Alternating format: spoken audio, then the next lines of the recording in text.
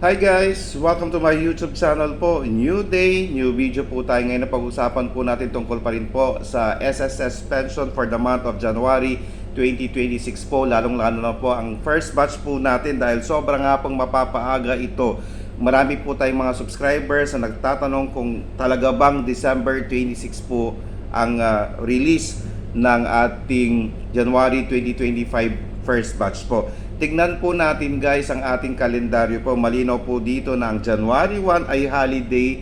Nandyan din po ang December 31, December 30 ay holiday rin po. At tignan po natin ang December 29 which is hindi po ordinary. Ayan, ordinary day, hindi po siya holiday. Pero makikita din po natin dito na napagitnaan po siya ng holiday at weekends dahil ang December 28 po ay Sunday, December 27 po ay Saturday, at ang pinaka-last po dito is December 26 which is Friday po. Okay? Napagitnaan na rin din po siya ng holiday which is December 25 at December 24. Okay, yan po. So makikita po natin yan sa inyong mga kalendaryo.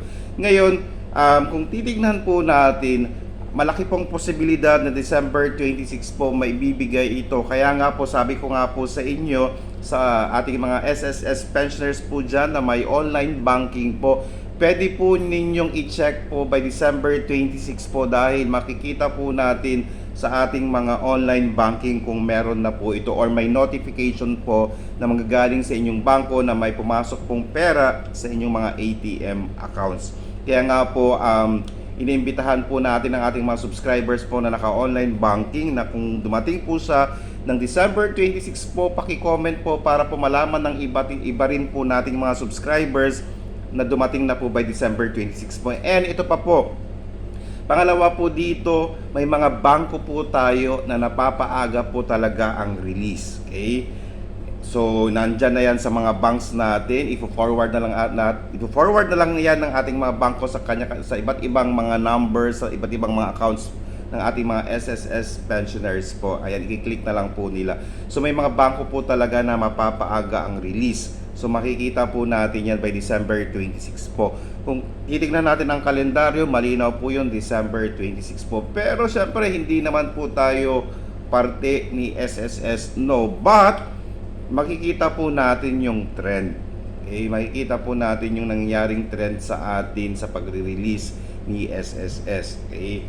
Kaya nga po yung mga may online banking dyan, madali nila pong ma-check kaagad kasi may notification mula sa kanilang bangko na may dumating na pera sa kanila.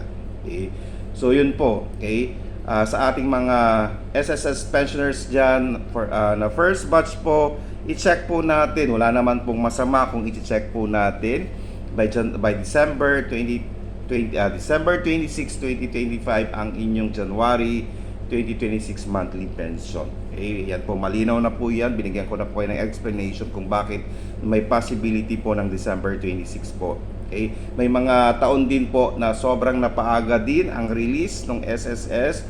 So, malaki din po ang possibility na December 26 po. Okay, ayan po, sa ating mga subscribers na nagtatanong, yan po, nasabi ko na po yung explanation ko bakit po may possible po na December 26 darating ang January 2026 po na monthly pension ng ating mga first batch po. Sana po nakatulong po ako. Please do not forget to subscribe, like, and share para po lagi po kayong updated sa ating mga videos. Maraming salamat po and stay safe. Bye-bye!